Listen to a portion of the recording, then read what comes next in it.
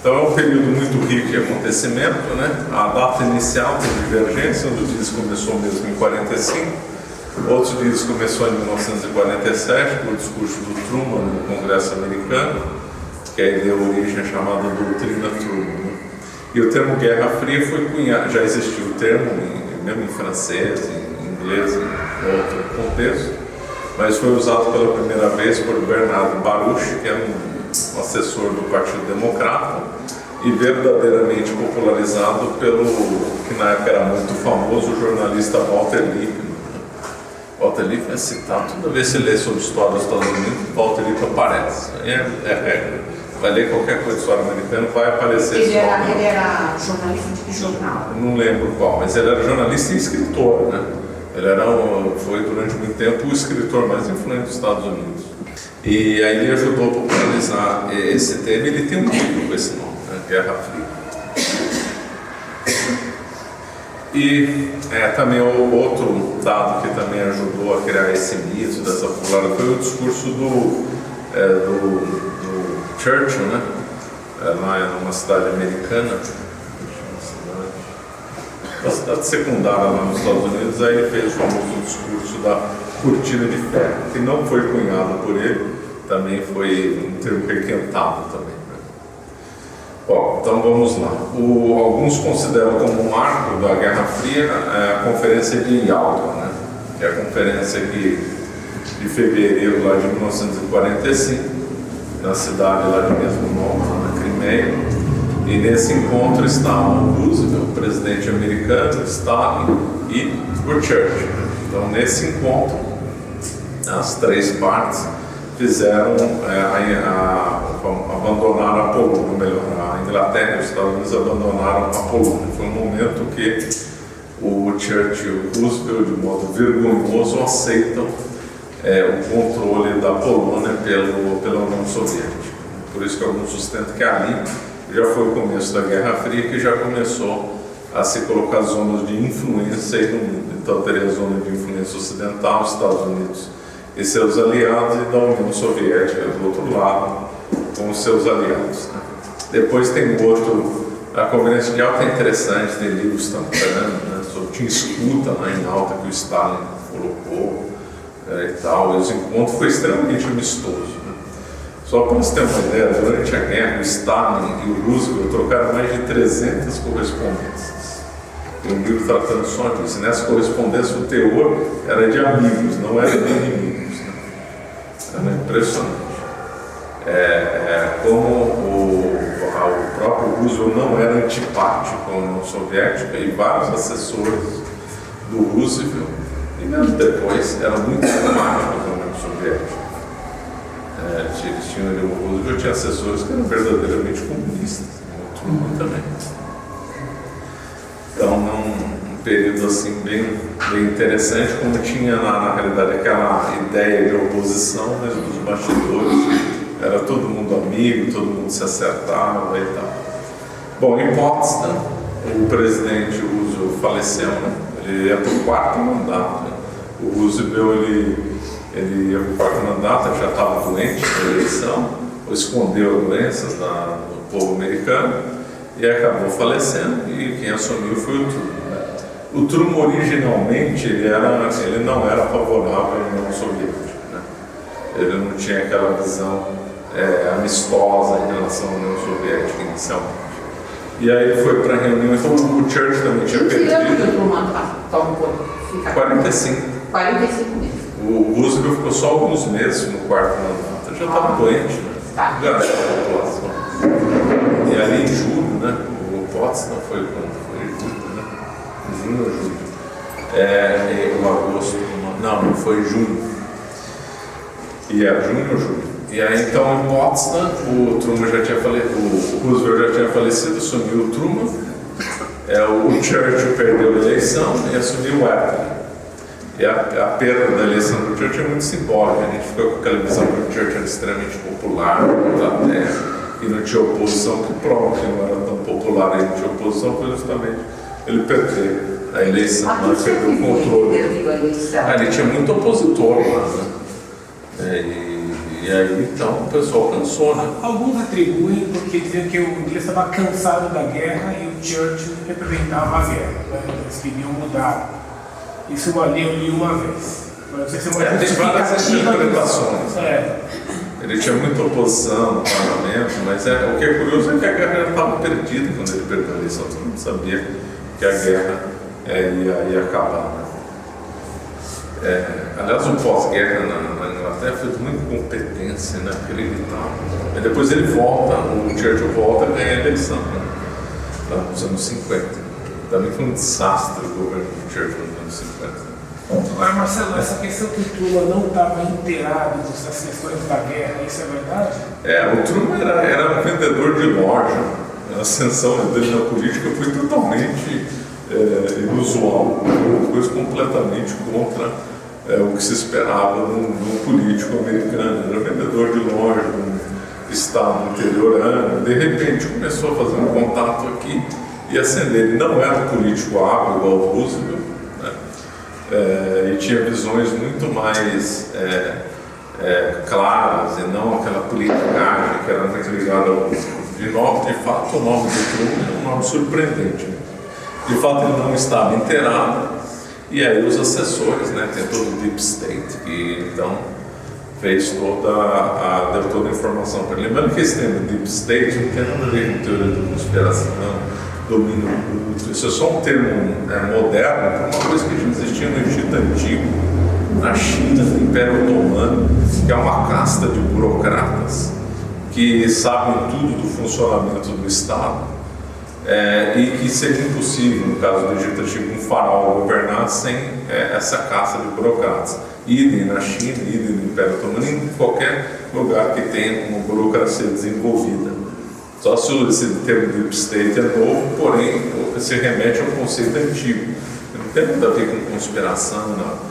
Então, o Deep State americano, obviamente, é uma casta de burocratas extremamente que conhecem bem como funciona o governo, que tem contatos com a maçonaria, tem contato com think tanks, tem contato com ONGs, tem contato com parlamentares. Eles fazem assim o Estado funcionar e conhecem tudo. Então, o presidente americano, o Brasil também tem o seu Deep State, é a mera máquina burocrática do segundo escalão que tem que funcionar quando o Estado é grande, poder operar e fazer as coisas, né? Então, o Trump assumiu. O Trump teve um ponto que ele se manifestou contra a Alemanha nazista e contra o soviético, querendo que os dois se matassem, né?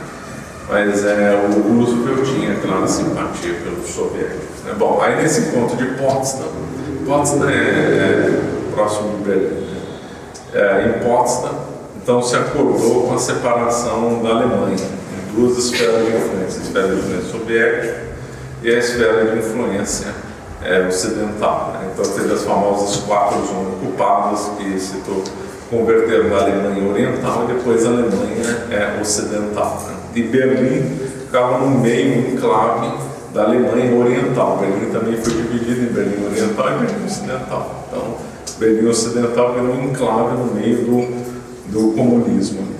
Então, como ali em Potsdam já as coisas já estavam claras, que havia um lado ocidental e um lado oriental, o Truman já sabia da bomba nuclear, né? Já tinham feito os testes no deserto do Novo México. Ele deu uma informação genérica para o Stalin ficou surpreso porque o Stalin já sabia que os espiões soviéticos já tinham passado a informação para ele. E aí então em Potsdam já estava bem clara aí a Guerra Fria, né? Então aí a União Soviética então, ocupou toda a Europa Oriental, ou a Inglaterra e os Estados Unidos aceitaram isso facilmente. E aí então gerou vários acontecimentos lá na Europa Oriental. Na realidade a Guerra Fria se estendeu a todo lugar do mundo, dos lugares mais tensos. O grande centro da Guerra Fria de simbolismo foi Berlim, né?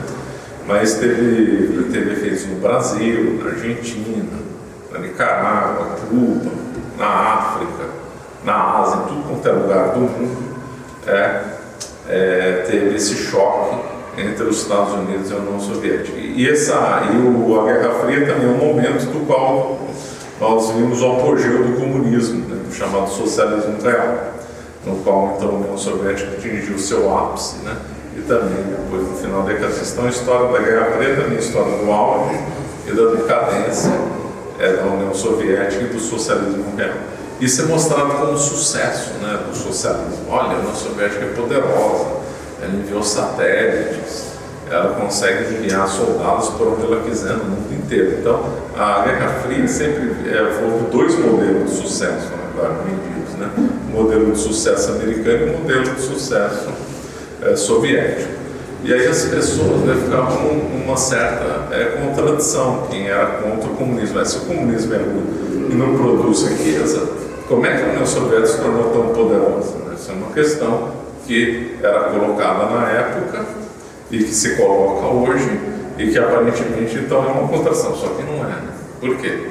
Porque sempre nos esconderam as relações econômicas entre o Ocidente e o Oriente e vários fatos que aí mostram como realmente o socialismo era um fracasso. Realmente ele foi sustentado economicamente, direto ou indiretamente, pelos Estados Unidos e seus aliados. Né? Isso é uma coisa que sempre foi escondido. Então, os Estados Unidos e a Europa sempre apoiaram o comunismo. Estou dizendo que eles, todo mundo lá apoiou, todo mundo era favorável, todo presidente político da Europa ocidental queria, não era, mas houve um interesse de muitos banqueiros e muitos políticos ao longo de muita gente que manda no mundo que a União Soviética sobrevivesse, isso é claro, desde o começo.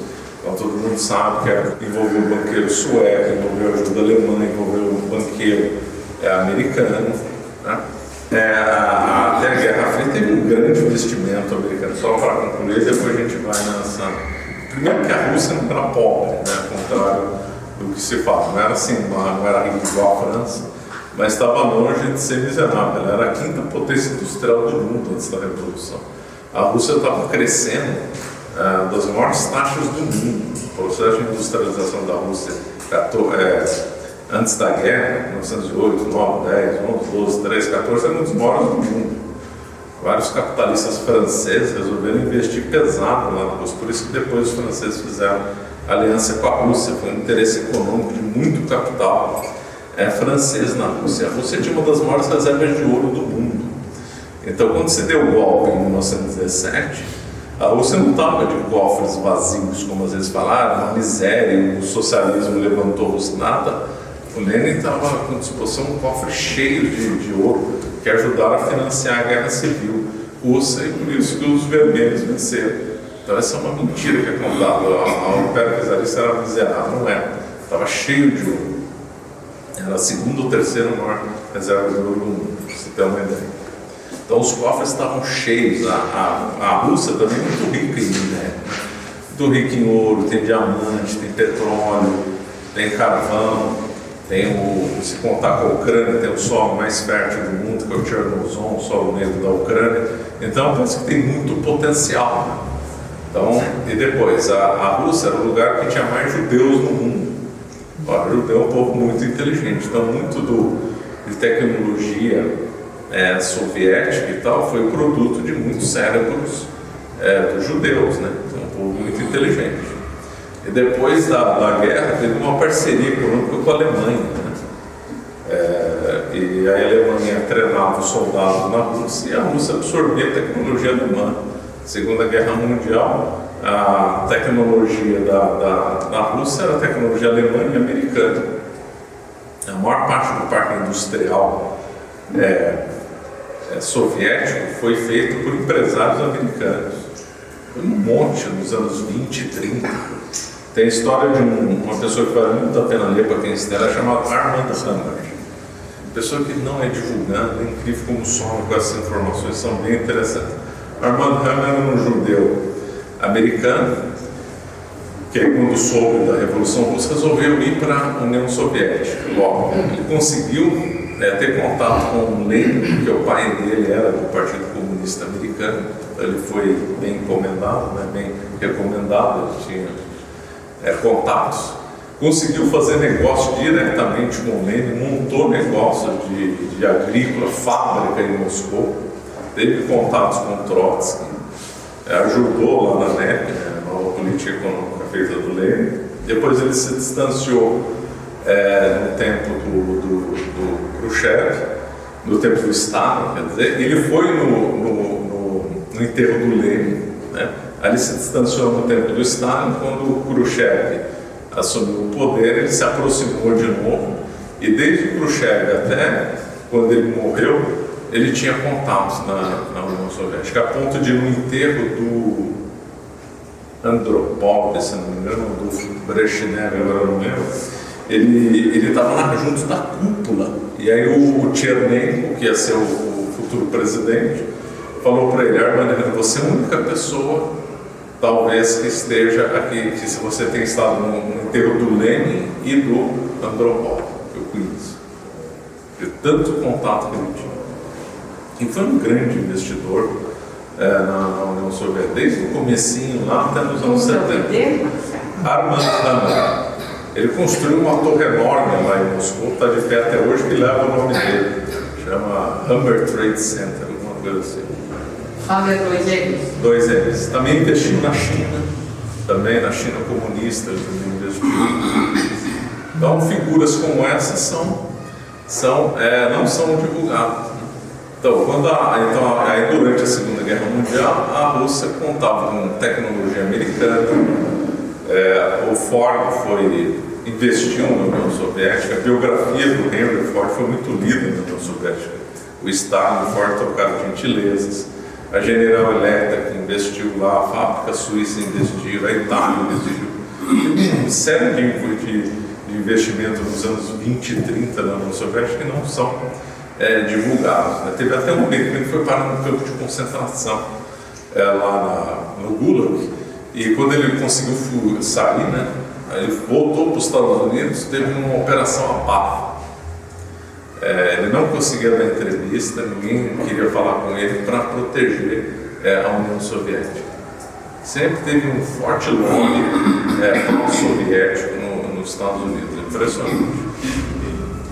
Agora, então, a União Soviética não tinha tecnologia alemã, tinha tecnologia, muito dinheiro americano, por causa do Lend-Lease, ouro roubado da Espanha, porque na Guerra Civil Espanhola, a União Soviética apoiou os republicanos. Aí o traidor lá, espanhol,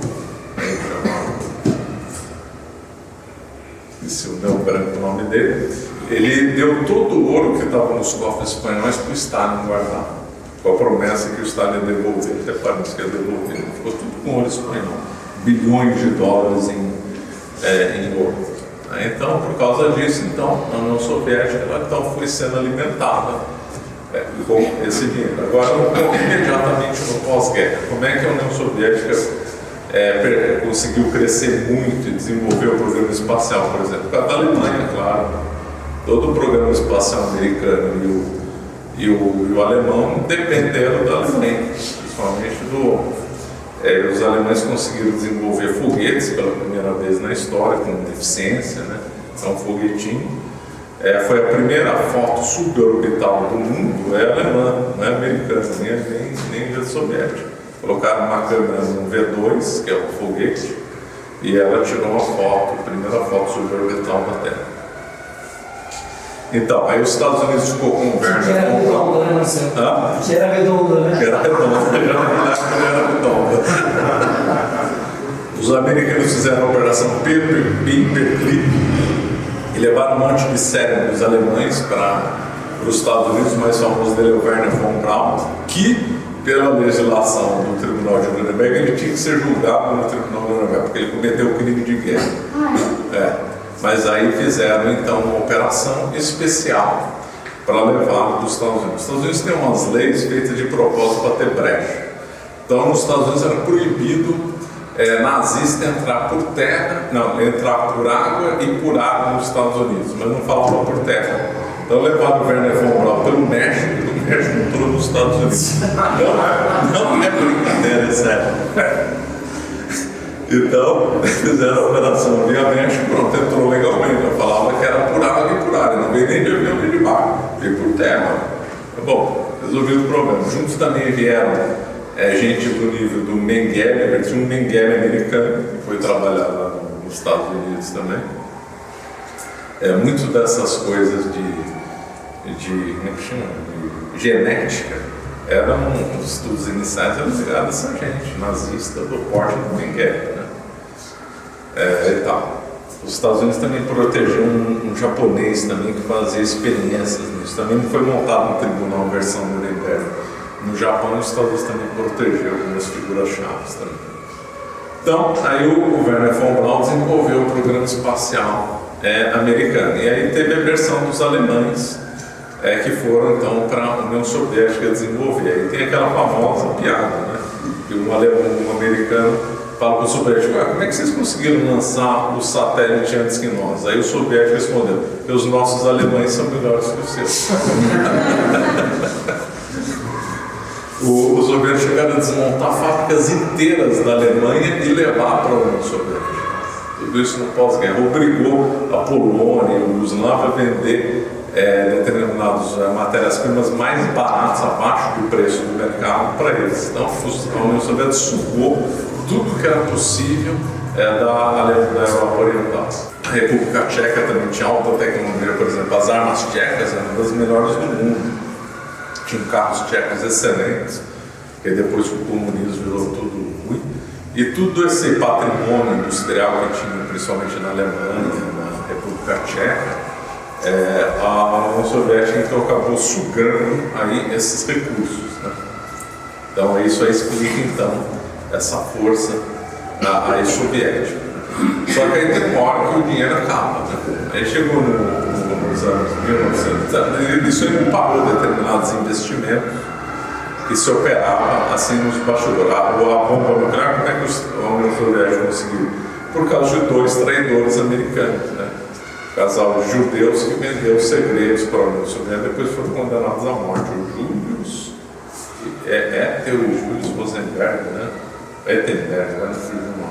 Eles venderam os segredos para a União Soviética. A União Soviética tinha espiões extremamente competentes nos Estados Unidos e na Inglaterra. Na Inglaterra é impressionante. Quem tiver interesse vale a pena ler. É de longe o melhor caso de espionagem da história. Chamou-se Cambridge Five.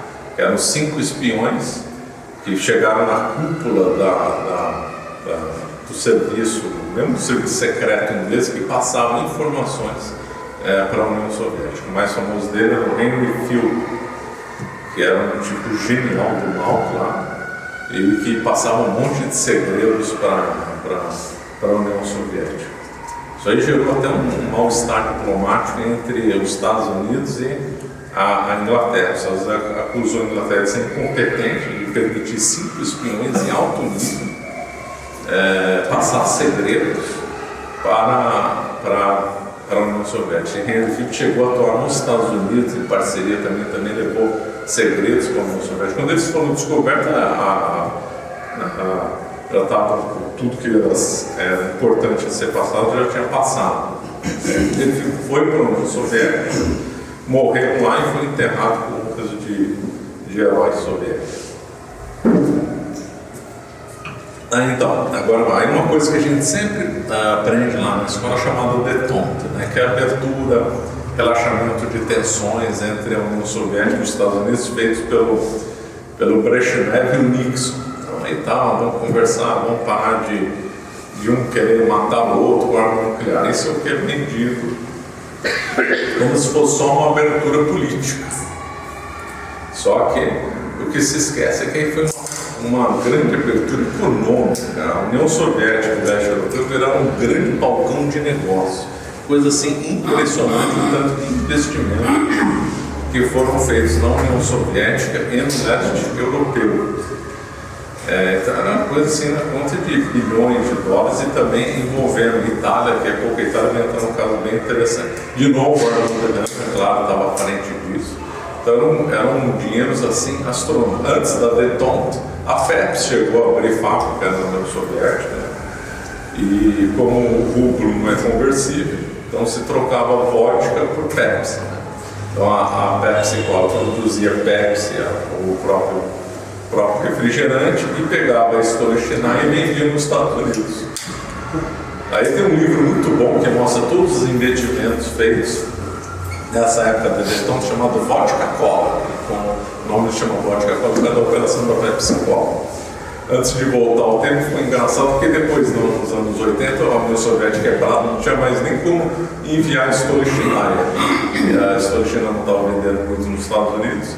E a União Soviética não tinha como pagar a Pepsi. Aí alguém teve a ideia, vamos vender submarino e navios para a Pepsi Cola para pagar a dívida. Vender não, dá como da dívida. E a Pepsi Cola aceitou. Durante algumas semanas a Pepsi ficou com a 6ª maior marinha do mundo. E ela chegou a fazer uma grande campanha publicitária com um submarino com escrito Pepsi Cola. E aqueles submarinos e navios foram vendidos depois como sucata. Mas foi um caso assim, porque eles quebraram, não tinha como falar, então vai, pega submarino, pega navio, pronto, tá quitada de um caso curioso. Agora voltando lá a esse livro, Vodka Cola, é muito bom. Ele se foca principalmente nos investimentos da Itália no leste europeu, uma coisa assim impressionante. E aí lá vai aparecer um nome curioso, Michele Sindona. O Michele Sindona, a gente sabe que é da propaganda da loja maçônica associada ao Vaticano, ligada à máfia de Milão, Paulo VI, provavelmente ligado ao assassinato de João Paulo I. O Michele Sindona, um mafioso multimilionário, banqueiro, o apelido dele era Tubarão, ligado com máfia Vaticano, estava ligado com o comércio com a União Soviética também, do lado italiano. Foi um monte, milhões de dólares investidos na Itália. Eles tinham um monte. Aí depois os americanos gostaram disso. E aí houve um investimento americano em fábricas italianas, essas fábricas italianas indo para investir no leste europeu. Então, como é que a União Soviética sobrevivia? O investimento ocidental. Assim. A Coreia do Norte foi isso. A Coreia do Norte no começo, até os anos 60, ela era mais rica que a Coreia do Sul. Como é que ela era mais rica? Porque tinha investimento ocidental. Eles falaram que resolveu investir. O JP Morgan deu dinheiro para a Coreia do Norte. Aí quando a Coreia do Norte faliu, quebrou e não tinha como pagar mais nada, eles suspenderam os créditos e a Coreia do Norte foi para a fome. E aí a Coreia do Sul teve uma das maiores sanções econômicas da história. A Coreia do Sul chegou a ser um dos 5 países mais pobres do mundo e hoje é um dos mais ricos. Né?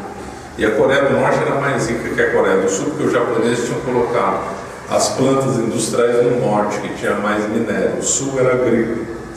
Então, por isso que ele tinha, então, mais rico. Aí vieram capitalistas investir, e aí, então, a Coreia do Norte teve um boom a ponto de ter imigração de chineses para a Coreia do Norte. Aí, quando a Coreia do Norte não conseguiu pagar os empréstimos, ela foi da falência. Então, é sempre assim, o investimento da China era uma miséria completa. Aí o Nixon faz um acordo lá com o Mao Tse Tung, de novo o Armando Hammer vai lá investir, e a China começa a ter uma ascensão meteórica. É assim, é sempre dinheiro, é sempre algum capitalista financiando. Sempre dinheiro que vem de onde não há comunismo. De onde não. Aí quando a União Soviética invadiu o Afeganistão, e aí o Carter cortou toda a ajuda, a União Soviética foi para bancarrota. Nas vésperas da queda do Muro de Berlim, todas as nações da Europa Oriental estavam tudo quebrado. Tudo quebrado. Aí a Alemanha Oriental começou a fazer um tipo de negócio estranho com a Alemanha Ocidental, começou a vender refugiados. Né? Então, a Alemanha Ocidental pagava a cota de alemães orientais para sair de lá.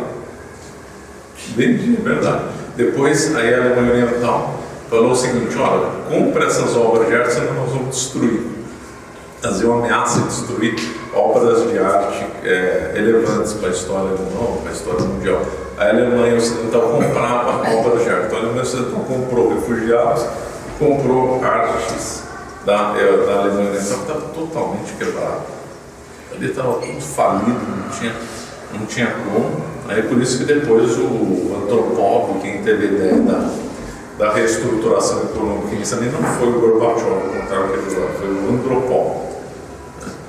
E aí então o Gorbachev tenta fazer a perestroika, agora não dá certo, e a União Soviética vai para o colapso completo. Bom, essa é o lado econômico, que eu só resumi muito, né? Tem muito mais aí detalhes nessas jogadas aí econômicas, investimentos e tal. Agora então vamos ver aqui alguns outros A Guerra Fria ela tem grandes temas, né? São aqueles temas que os tidos como mais importantes da Guerra Fria, né? Então tem a Guerra da Coreia, também um exemplo. A 1949, a tomada de poder na China comunista, também é outro. Na China comunista tem algumas curiosidades, né? Na China, uma parceria que parece que não existe, parece muito estranha, mas há uma forte liame entre a China e Israel, e judeus, né? Já é história, coisa de séculos atrás.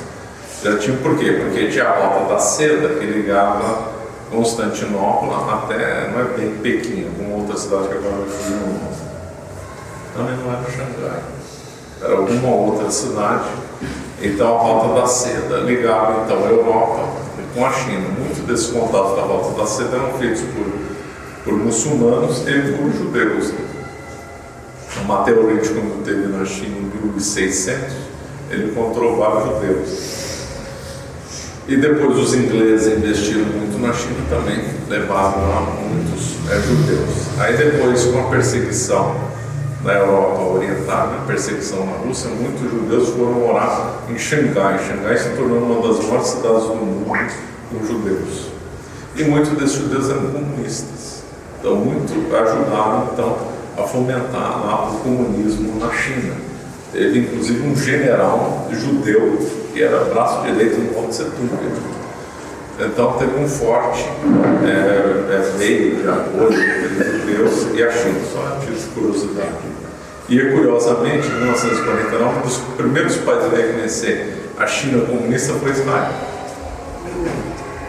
Era um dos primeiros, ninguém tinha reconhecido a China comunista, só tinha reconhecido Taiwan, né?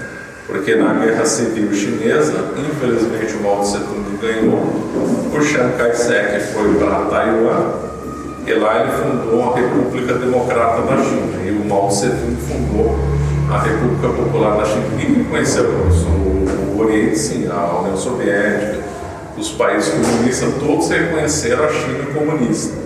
Agora, Brasil, Estados Unidos, Europa Ocidental não reconheceram a China comunista, reconheciam Taiwan como uma verdadeira representante do povo chinês. E quem tinha um assento na ONU era Taiwan, não era a China comunista. Isso aí virou em 1970, 71, por causa da mudança da política americana. Então, mas Israel reconheceu a China comunista logo depois.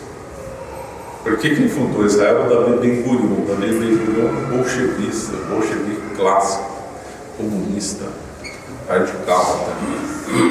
E até hoje, né? O segundo maior parceiro econômico de Israel é a China, hoje. O Netanyahu teve na China. E os chineses, na cultura popular chinesa, eles são simpáticos a Israel, curioso. Eles associam muito em paralelo entre o confucionismo e o judaísmo. Então, só curiosidade. Bom, aí o Mao Tse Tung assume lá a China, o país mais populoso do mundo, se torna aliado lá da União Soviética. O Mao Tse Tung vai ser o maior criminoso da história da humanidade, superando até mesmo o Gengis Khan, vários massacres, grande salto para frente, depois guerra, a revolução cultural, uma coisa assim assombrosa, o grau de maldade do Mao Tse Tung, uma coisa inacreditável. Nem de ser uma pessoa pessoalmente muito suja, pessoa com hábitos repugnantes que não dá nem para comentar. Então, uma grande coisa da Guerra Fria, um grande tema é a China. Depois a China, ela briga com a União Soviética, chegam a trocar tiros na fronteira. Então, teve momentos de tensão, achando que os dois podiam entrar numa guerra nuclear, já que a China já tinha bomba nuclear nessa época. Em 1969, eles chegaram a trocar tiros na fronteira. Outro tema lá na Ásia, né, foi a Guerra da Coreia. Né? Então, a Coreia do Norte invadiu a Coreia do Sul, parecia que estava tudo acabado, graças ao MacArthur, teve uma solução estratégica genial, né, que eles ficaram, não tem uma nota desenhada, que a península da Coreia e os sul-coreanos ficaram encostados no canto da península, mais ou menos no sudeste da península. Aí o MacArthur, em vez de tentar expandir essa zona, né, em direção ao norte, o que ele fez? Ele fez um ataque dando a volta na península, pegando os os norte-coreanos na retaguarda. Genial. Eles tiveram que voltar, pressa totalmente descontrolada para não ser cercado, e aí os Estados Unidos conseguem levar os exércitos até quase a fronteira com a China. A China entra na guerra, manda 300 mil chineses para lutar, aí chega um momento de tensão, que é justamente na linha de separação que está hoje, e aí eles não têm tratado de paz, eles só têm um armistício só. Dois lados não têm tratado de paz. Um dado curioso é que os americanos reclamaram que muitos equipamentos dos norte-coreanos eram equipamentos americanos. Por quê? Porque eram equipamentos do Lend-Lease, né? Da Segunda Guerra Mundial.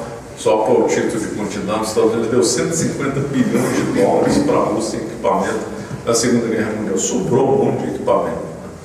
Só de caminhão foram 500 mil Studebakers, escavadeiras, locomotivas, tanques de guerra, peças sobressalentes, navio-tanque, peças de avião, tudo que se pensar, 4 milhões de botas, uma coisa assim inacreditável, a ajuda americana na Rússia. Então sobrou equipamentos. Aí na Guerra da Coreia, os soviéticos então emprestaram para a Coreia do Norte equipamentos do Lend-Lease, equipamentos americanos matando americanos na Península da Coreia. Isso lado da Ásia, né? O Japão ficou sob o controle americano, obviamente, lembrando que o Japão e a Rússia não têm tratado de paz até hoje também. Aí tem depois vai ter a Guerra do Vietnã, que vai ser mas hoje eu falo depois. Na Coreia, na Alemanha, na Europa Oriental tem uma série de acontecimentos, né?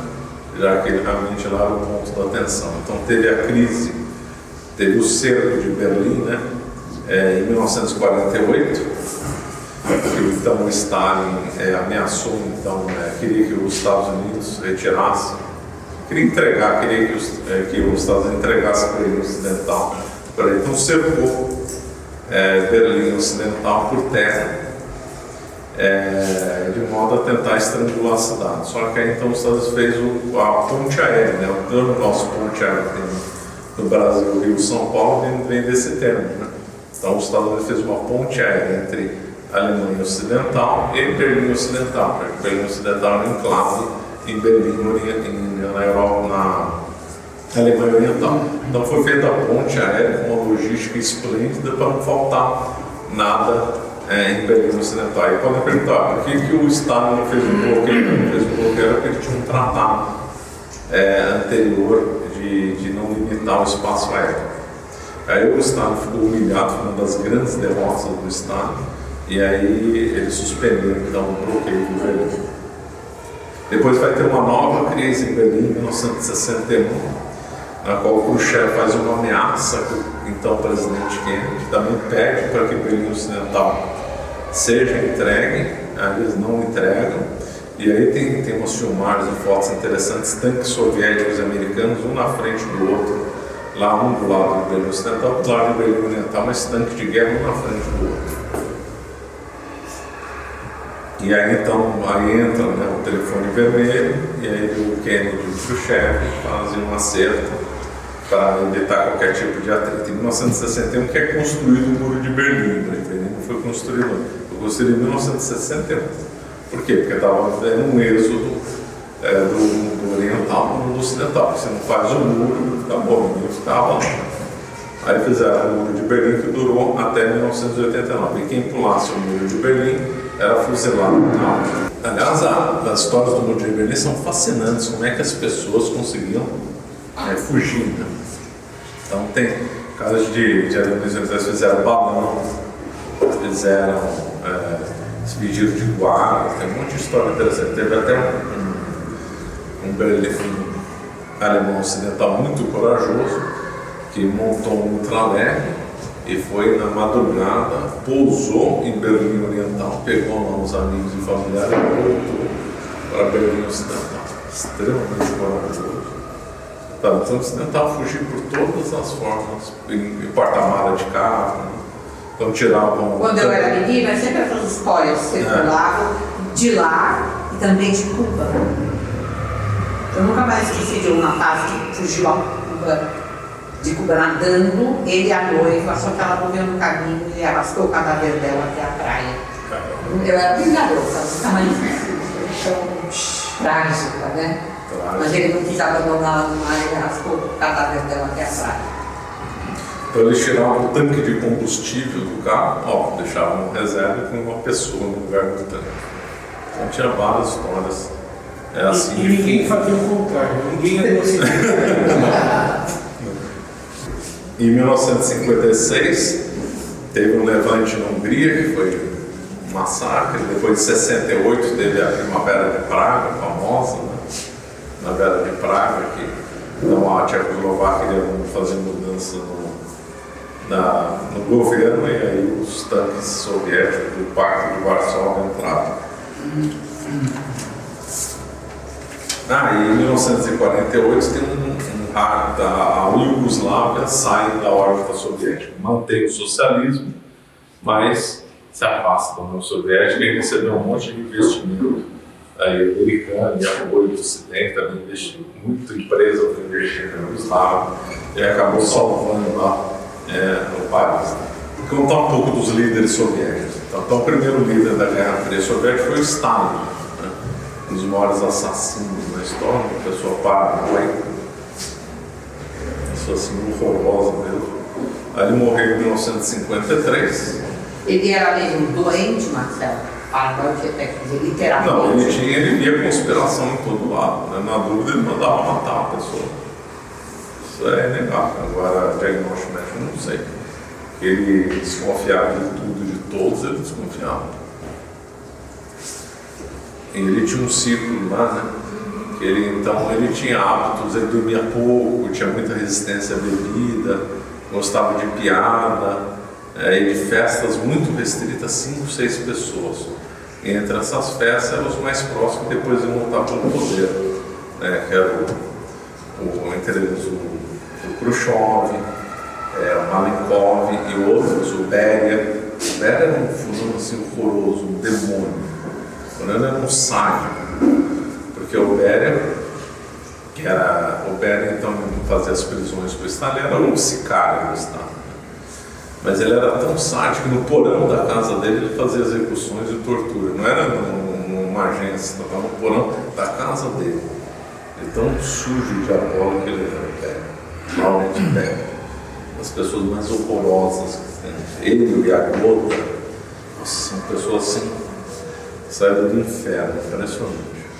Então, o Stalin ele reunia essas pessoas para cantar, dançar e tal.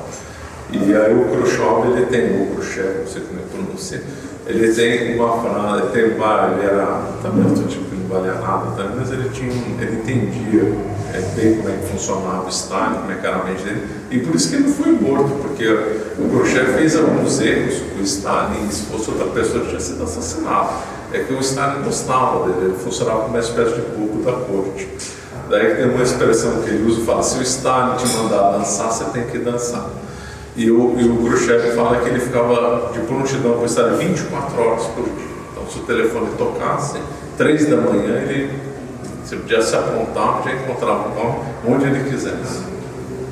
Em determinados momentos de tensão, ele dormia até no sofá, já pronto para levantar se o Stalin chamasse. Então, eles ficavam bebedeiras, conversas, na casa natátil do Stalin, né? E é esse círculo próximo. Dentro desse círculo próximo é que vai ter a luta de poder.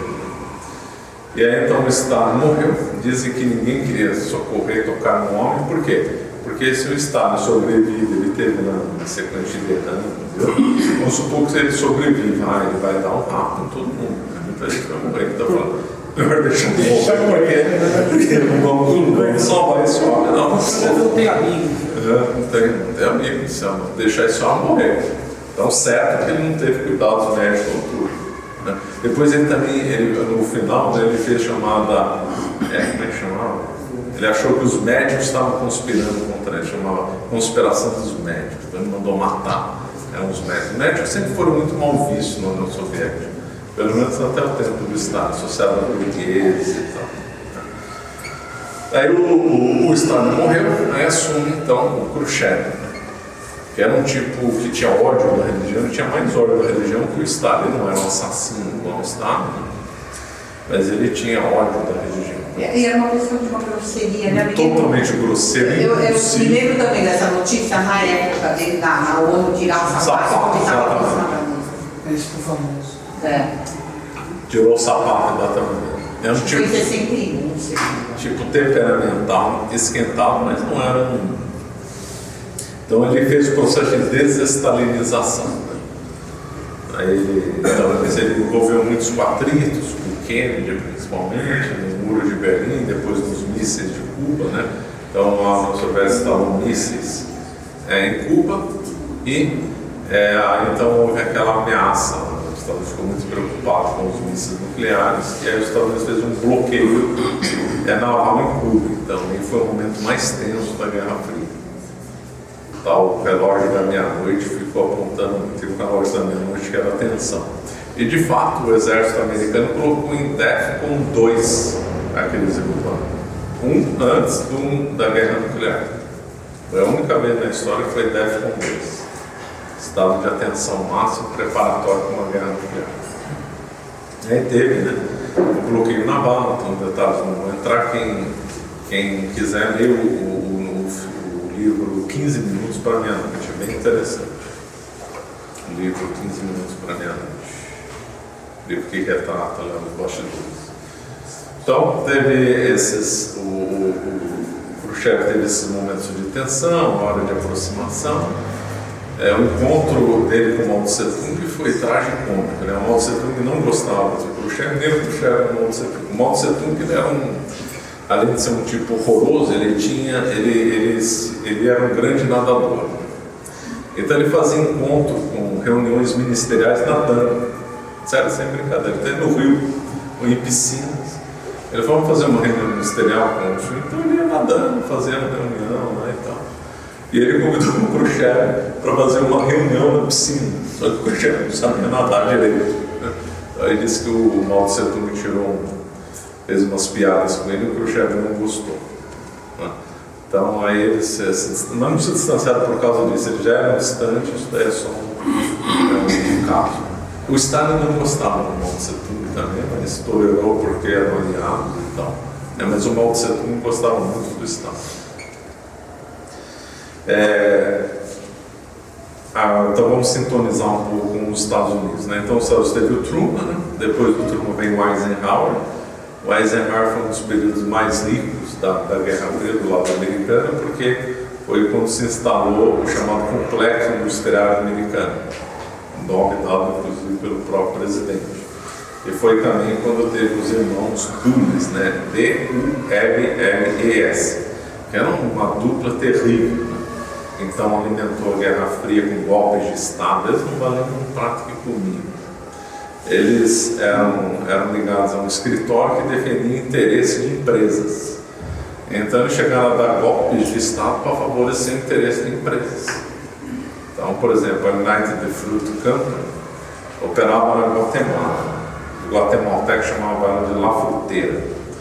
Então operava lá. Né? Então, aí veio o governo e resolveram então desapropriar terras da La Fruteira, United Fruit Company. E aí então os irmãos Dulles resolveram então fomentar um golpe de Estado na Guatemala para defender os interesses, né, deles.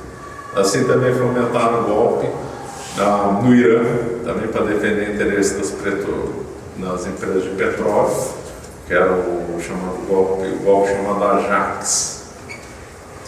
Então eles eram assim, os tipos bem ambiciosos, que iam misturando, né, uma zona cinzenta entre governo e empresas, que existe até hoje, né? Às vezes tem uma visão ingênua nos Estados Unidos. Nos Estados Unidos lá as coisas funcionam como porta giratória, né? Porque você sai de um lugar, para o outro, vai para o outro. Então é muito comum a pessoa, então era um membro do governo, depois vira diretor de uma empresa, ou diretor de empresa, depois vira agente do governo. E é certo que também tem um conluio com as universidades também, tanto é que alguns analistas dizem complexo militar, industrial e acadêmico americano, porque essa porta giratória também guia a universidade. Então, às vezes são professores de universidade viram agentes do governo, funcionários do governo, às vezes viram também conselheiro de empresa. Por que eles querem pegar os acadêmicos? Porque os acadêmicos geram papers, geram trabalhos para fomentar determinadas políticas americanas, dar uma justificativa acadêmica. Olha, está embasado, tem um trabalho profissional que é doutor e tal. Por exemplo, antes da crise de 2008 nos Estados Unidos, o presidente, o Bush, né, também tinha, mas isso não é porque é republicano, democrata, vão fazer a mesma coisa. Fizeram um monte de desregulamentação apoiados nesses papers acadêmicos, mas era justamente para apoiar as atividades dos empresários, claro. E aí criaram uma bolha lá em 2008 e depois estourou. Era a figura da porta giratória, que é um conluio entre universidade, empresa e Estado. Né? Então essa lógica aí foi criada, não é que não havia antes, mas atingiu um poder maior durante o governo do Eisenhower. Né? O Eisenhower ele era republicano, mas ele era à esquerda do Partido Republicano. Por exemplo, ele não se dava bem com o McCarthy. McCarthy foi o senador que fez o macartismo, né? Pela operação de perseguir, caçar as bruxas aos comunistas, que só ajudou os comunistas. Né? Uma coisa completamente, chegou a ser infantil, chegou a ser em alguns momentos ridículo, e no fundo os comunistas saíram por cima, porque eles se tornaram as vítimas. Porque ficou flagrante, nos Estados Unidos de um lado defende liberdade de expressão e de outro vai perseguir quem está defendendo o comunismo, não tem lógica nenhuma. Então pegou muito mal, ele perseguiu um radialista muito famoso, que tinha o bordão dele, era Good Morning, Good Night, eu esqueci o nome dele, ficou muito famoso, não é? Bom, o macartismo não acabou não dando em nada, mas o Eisenhower não gostava do McCarthy, não porque não dava em nada, porque ele era meio esquerda do Partido Republicano. Lembrando que também foi nessa época do Eisenhower, só para não perder a viagem, teve a inversão de polaridade entre democratas e republicanos. Né? O Partido Republicano era ligado ao nordeste dos Estados Unidos, era um partido protecionista, era um partido contra a escravidão e um partido contra o racismo. E os democratas eram o partido do sul dos Estados Unidos, que defendia o livre mercado, mas que era racista e que eles focavam no sul. Então eles não tinham pautas diferentes e visões econômicas aí diferentes. Né? A visão econômica do sul, por incrível que pareça, era melhor do que a visão do norte. A visão do norte, ao contrário da lenda, era uma visão protecionista. Né? E a visão do sul era uma visão de abertura de mercado. Essa foi uma das razões também da Guerra Civil Americana. Aí nos anos 50 houve a troca. Então o Partido Democrata mudou o discurso, o Partido Republicano mudou o discurso também. O Partido Republicano ficou forte no sul, o Partido Democrata ficou forte no nordeste americano. O grande nome dessa mudança foi o Kennedy. O Kennedy, que ele defendia não era uma pauta democrata, uma pauta republicana, direitos civis e tal, coisa típica pauta republicana, não era pauta originalmente democrata. Aí o Kennedy tem toda aquela aura de romance e tal, ninguém sabe até hoje por que ele foi assassinado, né? Ele fez um discurso contra a maçonaria violento pouco antes de morrer. Mas ele também era um tipo demagogo, vida moral péssima. Oscilou muito, né? Ora fazendo confrontação com a União Soviética, ora fazendo favores ao governo de esquerda. Embora tenha durado um pouco, foi um momento muito complexo na época do Kennedy.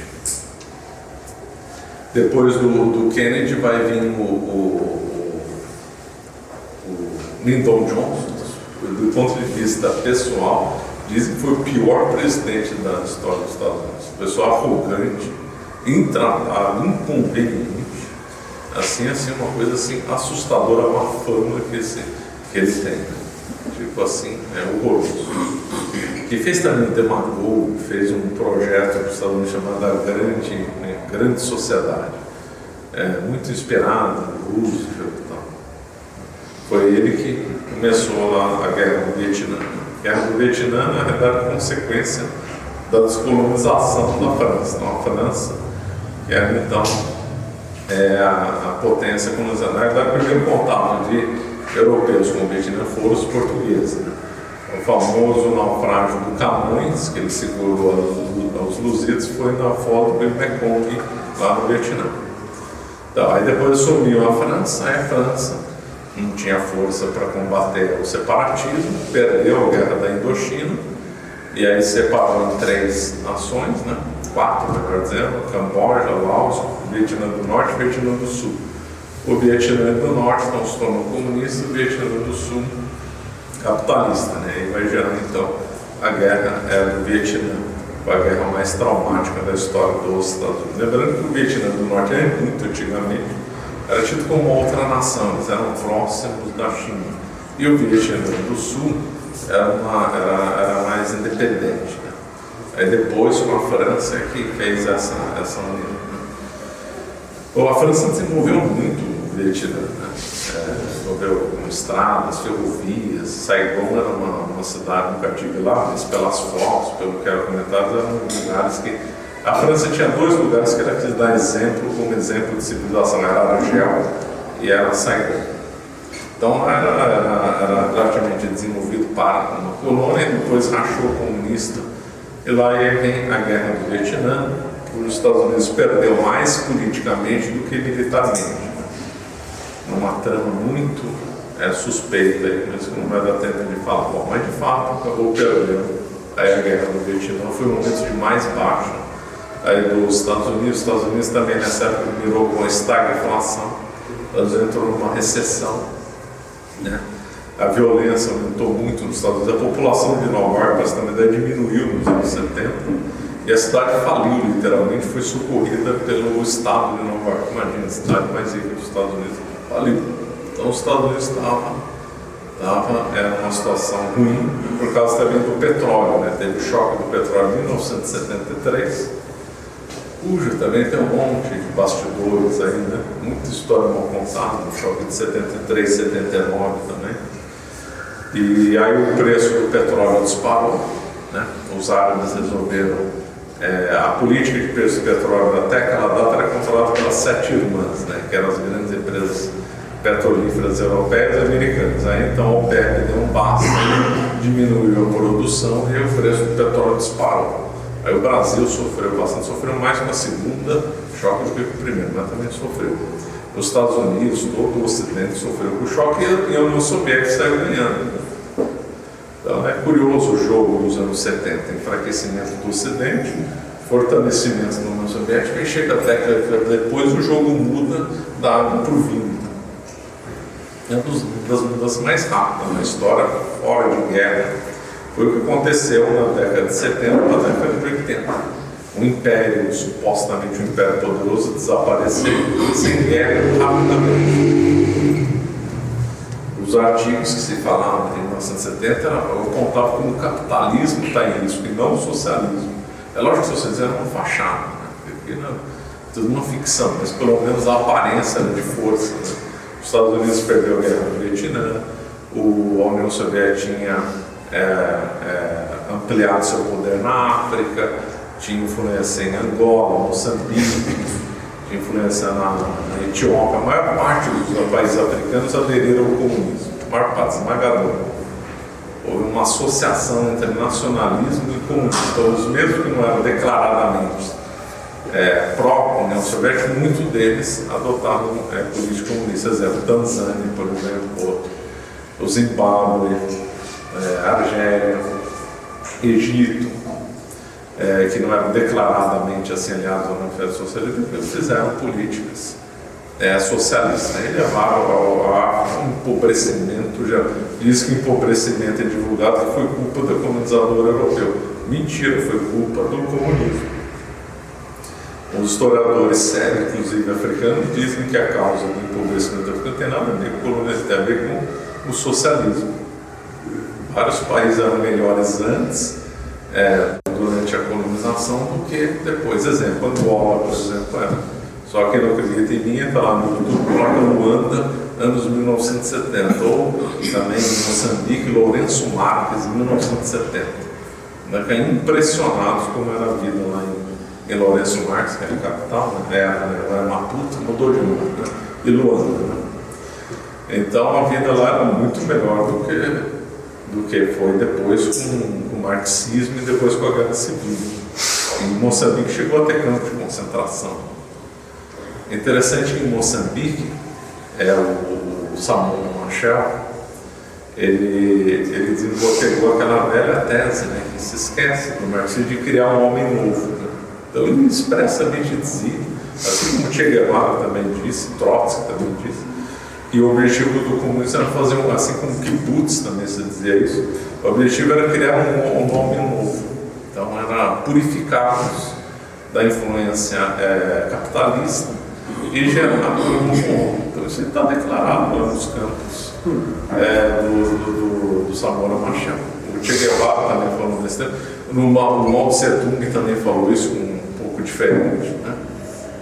Então, uma curiosidade nesse processo de socialização na África foi na Guiné-Bissau que o Paulo Freire foi para lá.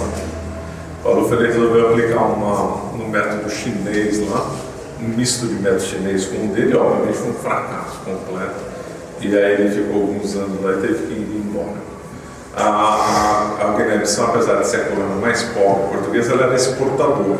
Quando chegou o comunismo, ela foi uma importadora dependente da ajuda ocidental. Então, quem destruiu a África foi o comunismo.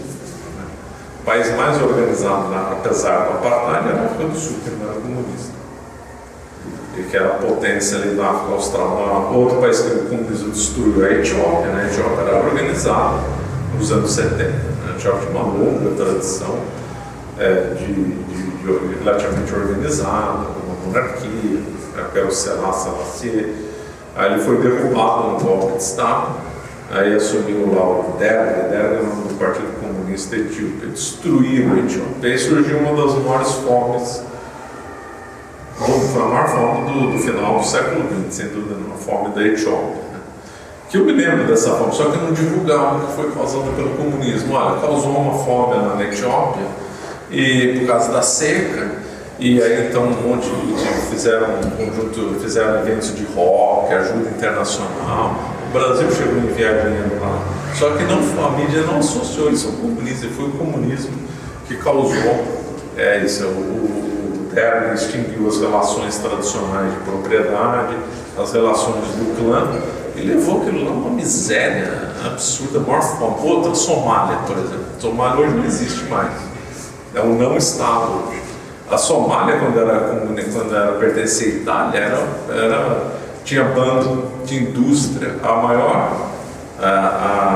maior igreja da África inteira ficava em Mogadíscio. Os italianos ricos iam passar férias em Mogadíscio. O lugar era próximo. A Itália, as colônias italianas eram extremamente próximas. A Eritreia era extremamente próxima. A Eritreia chegou a ter várias coisas, número 1 da África, desenvolvimento industrial, cable car e tal. A Líbia também foi bem desenvolvida pelos italianos e tal. Até hoje na Eritreia o pessoal toma cappuccino, tem massa, tem panetone, velha influência italiana. Tem mais de 300 prédios construídos pelos italianos em Asmara que estão de pé até hoje. Fizeram ferrovias, fizeram tudo. E a Somália também era desenvolvida. Aí a Somália também sofreu um golpe de Estado comunista. Um fulano totalmente vaidoso e horroroso, como ele chama, Sidi Barra. Então ele colocava cartaz Marx, Lenin, Sidi Barra, e obrigando toda pessoa da guerra comunista, desfiles com o nome dele e tal. E aí virou um comunismo, virou uma miséria completa. É o comunismo que destrói as coisas. É impressionante. A África, depois da colonização, terminou em guerra civil, ou comunismo, ou ditadores sangrentos, como o Idi Amin Dada e o canibal do Bokassa. Então, o Idi Amin Dada acho que não era canibal, Bokassa era, com certeza. O Idi Amin Dada tinha matado o filho mais velho do ritual satânico para ser presidente. Idi Amin Dada. É uma prática que vem do paganismo. No tempo do Israel antigo tinha essa prática. Não Israel, claro, mas os países, as nações com que Israel teve contato, ele também teve rei. Israel que fez isso. Né?